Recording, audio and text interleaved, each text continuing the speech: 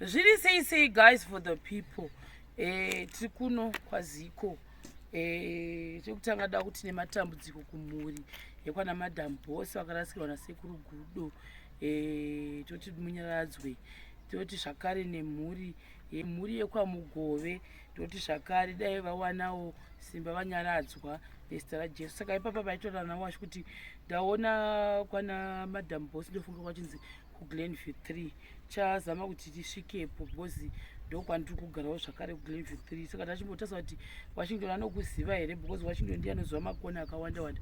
Washington acho anga achiti maybe kudhuze nekubudirira handinyazokuziva, but I think tichazama kuti tigosvikako nhasi manheruwo tonobata maoko nevamwe. Saka tikabva panapa tinogadzira tonotsvaga kuti ndepapiwo tisvikewo kumba kwachoni kuri kuchemerwa sekuru Gudo zuva ranhasi. Ndozviripo. Saka panapa pane zvimwe zvinhu zvatatauya nazvo ndonga nenyaya yekumanya-manya takanga majerikeni ekuzoisira petro kuti vanhu vagozode because apa papaoma apa pataza mukati asi mavhidhiyo notora zvavo. Saka mese mamuchadhigiki mamuri kuona maoma, pane rukangarubwe rwakanyanya ndonga mukuona even apa pane mubvuri wauyu kuti rukangarubwe rwese. Saka nazvo rukangarubwe hapazochereki mushe mazi. Saka matombo gogada. Saka ndopatauya chipambu touya kuno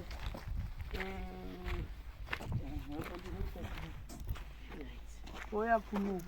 Saka isusu manje vari kushandisa this map zvakare tikagara touya totarisa kuti zvavari kutisenja zviri kuindirana here nezviripo apa panekini pedu pamepu.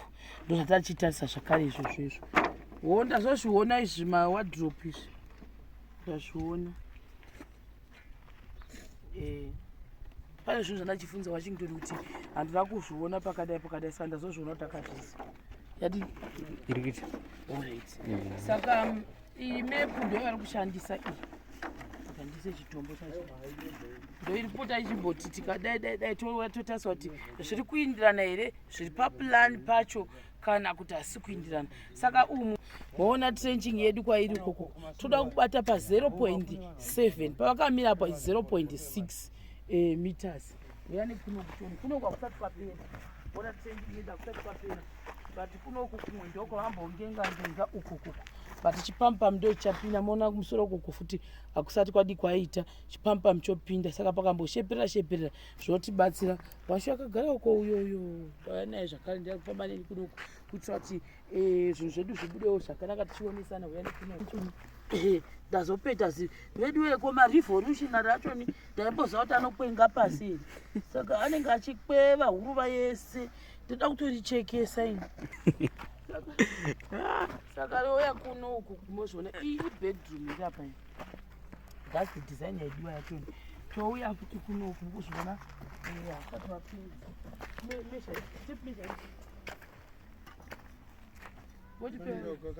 Timboona timborova itione apa patida kumezha kuti payaya pachii.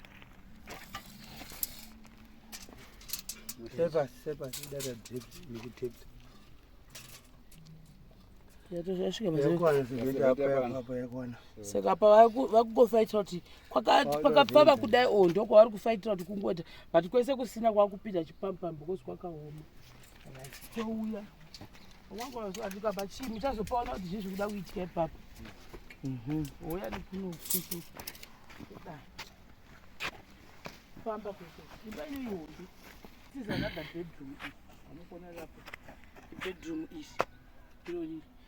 So this one toilet nekabharewo from pasi.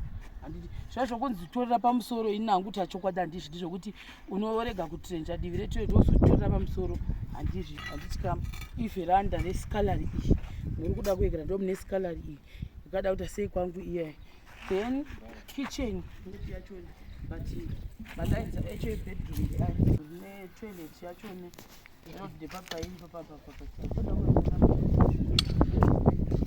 Maybe there's another bedroom maybe lacho